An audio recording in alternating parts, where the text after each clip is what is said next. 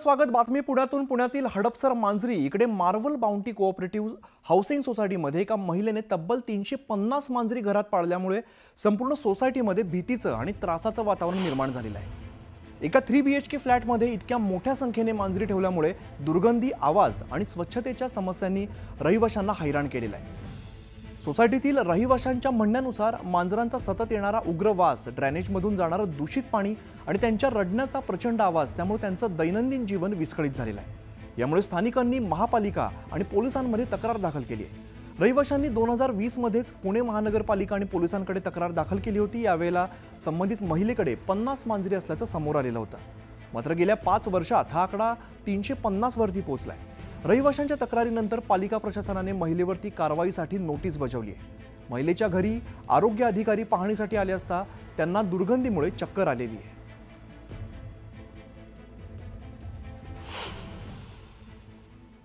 सहा वर्षाखाली आम्हाला ही गोष्ट कळाली होती. त्यावेळेस शेजारी म्हणून आम्ही त्यांना सांगितलं. एकदा दोनदा माझे हस्बंड त्यांना भेटून हे पण बोलले की एवढे ठेवणं बरं नाहीये आणि ह्याच्याने आम्हाला त्रास होऊ शकतो, तुम्ही हे बघा. त्यावेळेस त्यांनी 15 दिवसाचा 1 महिन्याचा मुदत मागितला आणि म्हटले की आम्ही हे इथून काढू, पण त्यांनी ते काढलंच नाही. असेच दिवस उलटत गेले. त्यांनी काही ना काही चुकीच्या हरकती ते करत राहिले आणि त्यांनी काही गोष्टी अशा केल्या आणि स्वतःहून केल्या आणि त्या अशा प्रिटेंड केल्या की जणू की त्या आम्ही केलेल्या आहेत, पण त्या आम्ही केलेल्या नव्हत्या. आमच्याकडे प्रत्येक गोष्टींचे हे पुरावे होते, पण तरी आम्हाला ती भीती तिथून सुरुवात झाली होती. टीम मेंबर्सला असं ऑब्झर्व झालेलं आहे, कारण आम्ही अनऑफिशियली बोलत होतो या गोष्टी, कारण आमच्याकडे अजून रेकॉर्डला मोस्टली मंडेला आमच्या हातात तो रिपोर्ट येईल. पण त्यांनी जी आम्हाला तोंडी माहिती दिली त्यामध्ये कोणत्याही प्रकारची काळजी घेतलेली नाही. त्यामध्ये क्रॉस ब्रीडिंग हे दिसतंय. त्यांनी त्या व्हिडिओमध्ये दिसतंय की नवीन नवजात त्या जी मांजराची पिल्लं असतात ते आहे, छोटी छोटी भरपूर पिल्लं आहे, जखमी झालेली पण पिल्लं आहे. म्हणजे किती प्रकारचे हे का छोट्याशा फ्लॅटमध्ये हा अमानुषपणा नाही का? आणि आता बघूया क्षणाच्या महत्त्वाच्या बातम्या. प्रायोजक पुष्कराज रागी डिलाइट्स, महाराष्ट्राचं लाडकं आणि नंबर 1 नाचणी सत्व.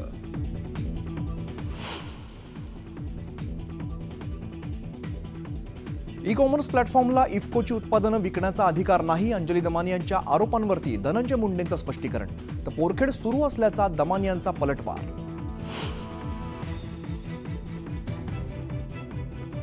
कृषी साहित्याची ऑर्डर रद्द केली, हा स्कॅम धनंजय मुंडेंचा, अंजली दमानी यांचा आरोप. तर मुंडेंचा राजीनामा येईपर्यंत खुलासे करत राहणार, दमानी यांचा इशारा.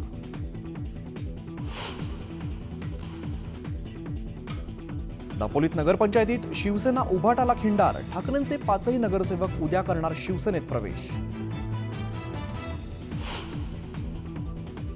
उभाटाचे माजी आमदार वैभव नाईक मातोश्रीवर दाखल. नाईकांची ACB अंतर्गत चौकशी सुरू. राजन साळवी, सुभाष बनेंनंतर नाईक ही शिवसेनेत जाणार का, चर्चांना उधाण.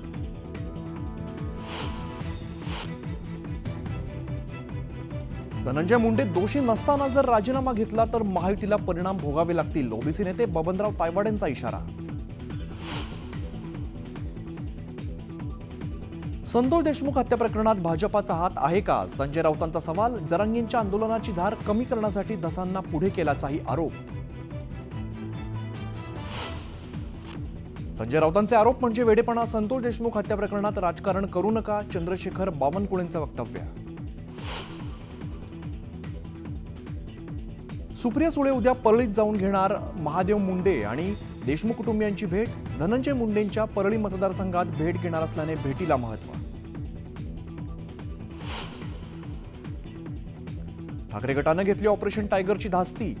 उद्धव ठाकरे आमदार खासदारांशी साधणार संवाद. पक्षातील पडझड रोखण्यासाठी संवाद मोहीम.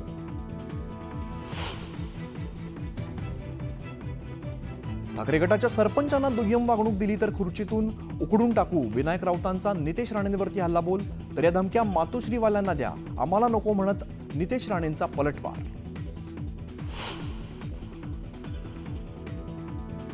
आता नेमलेली समिती अमान्य. कुस्ती स्पर्धेची निवृत्त जजमार्फत चौकशी करा. कुस्तीपटू शिवराज राक्षेची मागणी.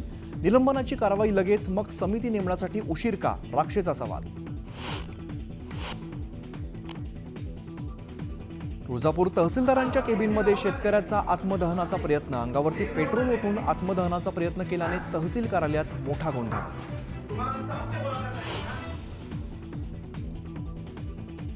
पुण्यातल्या हडपसरमध्ये एका घरात महिलेने पाळल्या 350 मांजरी. रहिवाशांच्या तक्रारीनंतर पालिका प्रशासनाने महिलेला बजावली नोटीस.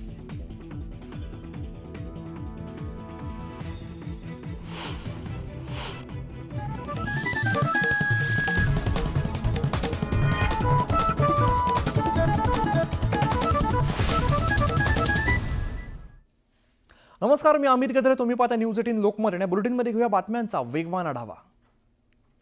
कालवा सल्लागार समिती राधाकृष्णन विखे पाटील यांच्या अध्यक्षतेत बैठक पार पडलेली. या बैठकीमध्ये मंत्री, पालकमंत्र्यांसह कालवा सल्लागार समितीचे अशासकीय अधिकारी उपस्थित होते.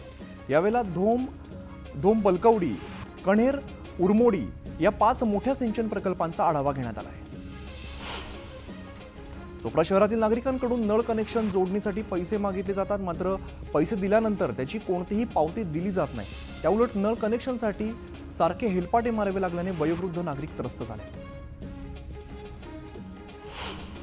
धाराशिवमध्ये 6 वर्षांचा कालावधी लोटला तरी जलजीवन मिशनची निम्म्याहून अधिक कामं रखडलेली आहेत. काम वेळेत पूर्ण न करणाऱ्या 59 ठेकेदारांना जिल्हा प्रशासनानं नोटीस पाठवत 100 दिवसांच्या आत काम पूर्ण करण्याचं टार्गेट दिलं आहे.